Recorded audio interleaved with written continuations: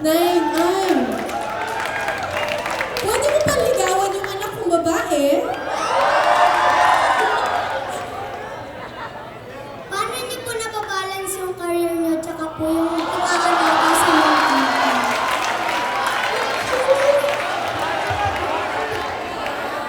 Um, Nababalanse pa naman kasi 24 oras naman yung isang araw. I'm very blessed kasi yung nanay ko tsaka yung tatay ko, tinutulungan akong alagaan yung anak ko. So, kapag nasa out of town ako, para nasa bundok ako, sila yung nag-aalaga dun sa anak ko.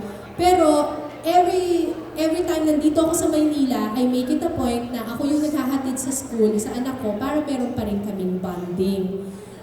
Hindi mo dapat kinakalimutan ng pamilya mo kahit na busy-busy ka sa trabaho. Nagagawan ko pa naman ng paraan. Konti nga lang yung tulog ko.